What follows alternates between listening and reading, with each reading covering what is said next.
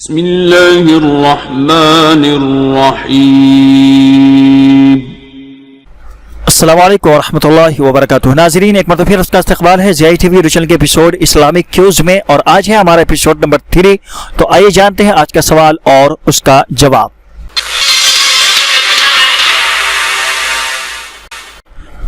سوال ہے، قرآن میں کتنی سورتوں کے نام جانوروں اور پرندے کے نام پر آئے ہیں؟ قرآن میں کتنی سورتوں کے نام جانوروں اور پرندے کے نام پر آئے ہیں؟ جواب ہے 7 سورتوں کے نام جانوروں اور پرندوں کے نام پر آئے ہیں۔ 7 سورتوں کے نام جانوروں اور پرندوں کے نام پر آئے ہیں۔ بقرہ یعنی گائے، انعام یعنی مویشی جانور، نحل یعنی شہد کی مکھی، نمل یعنی چیونٹی، عنکبوت یعنی مکری، عادیات یعنی گھوڑے، فیل یعنی ہاتھی۔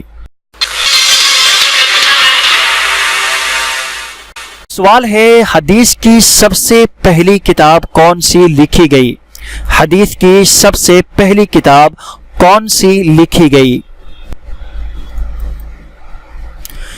جواب ہے صحیفہ صادقہ۔ صحیفہ صادقہ، اس کو طبقات ابن سعد و اسد الغابہ نے نقل کیا ہے۔ سوال ہے، مکہ کے اس پہلوان کا نام بتائیں جو کشتی میں 3 مرتبہ رسول اللہ صلی اللہ علیہ وسلم سے شکست کھانے کے بعد اسلام قبول کر لیا۔ مکہ کے اس پہلوان کا نام بتائیں جو کشتی میں رسول اللہ صلی اللہ علیہ وسلم سے 3 مرتبہ شکست کھانے کے بعد اسلام قبول کر لیا۔ جواب ہے ابو رکانہ بن عبد یزید۔ ابو رکانہ بن عبد یزید، اس کو ابو داؤد نے نقل کیا ہے۔ سوال ہے، وہ کون سے صحابی ہیں جو جنات کی دعوت پر مسلمان ہوئے؟ وہ کون سے صحابی ہیں جو جنات کی دعوت پر مسلمان ہوئے؟ جواب ہے حضرت تمیم داری رضی اللہ تعالی عنہ۔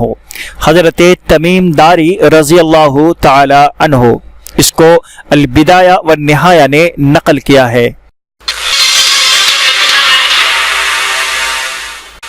سوال ہے، قرآن میں کس واحد شخص کو اس کی کنیت سے پکارا گیا ہے؟ قرآن میں کس واحد شخص کو اس کی کنیت کے ساتھ پکارا گیا ہے؟ جواب ہے ابو لہب کو۔ ابو لہب کو، سورہ لہب آیت نمبر 1۔ ناظرین، تو آج کے لیے بس اتنا ہی۔ جاتے ہوئے آپ سے ایک چھوٹا سوال، پلیز ہمیں کمنٹ کر کے ضرور بتلائیں، حدیث کی سب سے پہلی کتاب کون سی لکھی گئی؟ حدیث کی سب سے پہلی کتاب کون سی لکھی گئی؟ ہمیں آپ کے جواب کا انتظار رہے گا۔ ملتے ہیں انشاءاللہ ایک نئی ویڈیو کے ساتھ۔ السلام علیکم ورحمۃ اللہ وبرکاتہ۔ اللهم إنا نعوذ بك من علم لا ينفع